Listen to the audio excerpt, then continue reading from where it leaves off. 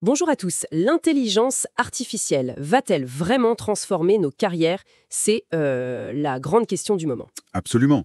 Et pour essayer d'y voir un peu plus clair, on s'est penché sur plusieurs documents, c'est ça? Oui, on a regardé un rapport parlementaire français assez dense avec l'audition de Philippe Aghion, le guide Laberia, très pratique, le fameux rapport 2025 du Forum économique mondial sur l'avenir des emplois. Mhm. Et puis note aussi sur l'adoption de l'IA par les entreprises. Exactement. L'idée, c'est de faire un peu un état des lieux, de voir comment tout ça, l'IA, redéfinit le travail, les emplois, les compétences, en croisant un peu toutes ces visions. Et la première chose qui saute au lieu, franchement, c'est l'incertitude. Ah oui. Ben oui, les avis divergent énormément. Certains voient surtout des créations d'emplois, d'autres un bouleversement radical. Philippe Aghion, lui, se dit raisonnablement optimiste. Hum. Mais il le dit lui-même, hein, les études prospectives actuelles, bon, elles ont leurs limites, les estimations sur les emplois, créés et détruits, même les gains de productivité, ça varie énormément. D'accord. Alors justement, si on prend les chiffres du Forum économique mondial pour 2025-2030, eux, ils anticipent une croissance nette positive de l'emploi au niveau mondial. Oui, mais Mais le chiffre qui frappe, c'est peut-être cette rotation, le churn comme ils disent. 22% des emplois actuels seraient touchés. Ça fait environ 170 millions de créations, mais aussi des suppressions. C'est un brassage énorme. c'est ça le point clé. La croissance nette, elle masque une transformation très profonde. Si on regarde par exemple les métiers qui vont croître le plus en pourcentage, Oui. Mhm. sans surprise, on trouve les spécialistes IA, Big Data, les ingénieurs FinTech, les développeurs, les experts en cybersécurité, véhicules autonomes, énergie renouvelable. Logique.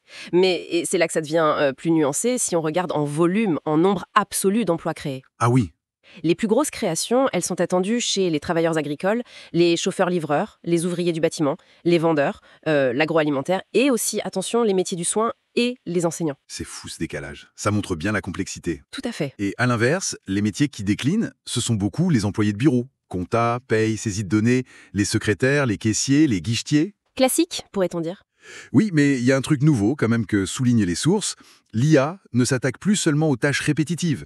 Maintenant, elle vise aussi des tâches complexes, non routinières, Mhm. souvent intellectuelles. Et ça change la donne par rapport aux vagues technologiques précédentes. Ça augmente les exigences de productivité et ça pose aussi la question de l'autonomie au travail, non? Bien sûr. Et qui dit transformation des tâches, dit forcément évolution des compétences requises. Le FM, là-dessus, il insiste sur la pensée analytique. Ça reste la numéro 1. D'accord. Et juste derrière, on voit monter des qualités comme la résilience, la flexibilité, l'agilité, le leadership, l'influence sociale et la pensée créative. Et les compétences qui vont vraiment grimper en importance, c'est bien sûr tout ce qui touche à l'IA, au big data, la cybersécurité, la littératie technologique, comme ils disent. La culture tech, en gros. Voilà. Mais aussi, et c'est intéressant, la pensée créative, la résilience encore, la curiosité et cette capacité à apprendre tout le temps.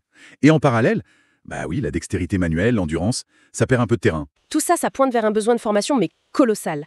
Le FEM estime que presque 6 travailleurs sur 10 auront besoin de se former d'ici 2030. C'est énorme. Oui, c'est un défi majeur. On voit aussi la demande pour les compétences vertes qui explose. Mais apparemment, l'offre de formation, elle, a du mal à suivre, ça coince un peu. Ben oui, là où l'IA générative a ses limites, l'empathie, l'écoute active, l'intelligence relationnelle, même une certaine dextérité fine, ces qualités-là, elles deviennent hyper importantes. Des différenciateurs clés en fait. L'IA augmente, elle complète, mais elle ne remplace pas tout, loin de là. D'accord, donc on voit bien cette double transformation, les emplois d'un côté, les compétences de l'autre. Mais bon, une chose est de le savoir, une autre est de réussir à intégrer ça concrètement dans les entreprises. C'est quoi les freins, les défis? On parle souvent du risque de biais, par exemple? Oui, c'est un risque réel, bien documenté. Une IA qu'on entraîne sur des données biaisées, elle peut reproduire ou même amplifier des discriminations. D'accord. Mais il y a des solutions techniques organisationnelles. On peut auditer les algos, avoir des équipes de développement plus diverses. Et même, certaines sources disent que l'IA pourrait aider à réduire certains biais humains, par exemple dans le recrutement, pour un premier tri plus objectif. Donc, vigilance oui, mais c'est pas tout noir ou tout blanc. C'est plus complexe. Et au-delà des biais, il y a les questions très pratiques. L'organisation du travail, les process, la hiérarchie. Le guide Labori, d'ailleurs, il propose des outils comme un jeu de cartes, Exploria, justement pour aider à cette réflexion collective. Et cette démarche collective, elle est fondamentale. L'arrivée de l'IA, ça demande un vrai dialogue social, une gestion des risques professionnels aussi.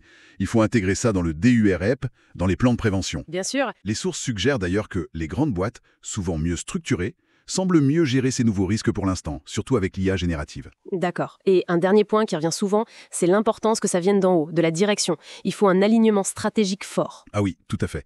Parce que l'IA, c'est pas juste un outil qu'on rajoute comme ça. Ça invite à repenser les silos, à fluidifier l'info. C'est un vrai projet de transformation pour toute l'organisation. Bon, si on essaye de résumer très vite, l'IA redessine la carte de l'emploi. Création, destruction, mais surtout beaucoup de transformation. Voilà. Elle demande de nouvelles compétences, techniques, mais aussi humaines, et son déploiement d'entreprise, c'est un défi complexe. Éthique, organisation, stratégie, tout y passe. Exactement. Ce qui nous laisse peut-être avec une dernière question, une réflexion pour la suite. Oui, ça. Puisque l'impact final de l'IA, il dépendra beaucoup des choix qu'on fait maintenant, que ce soit la régulation, la formation, les stratégies d'entreprise.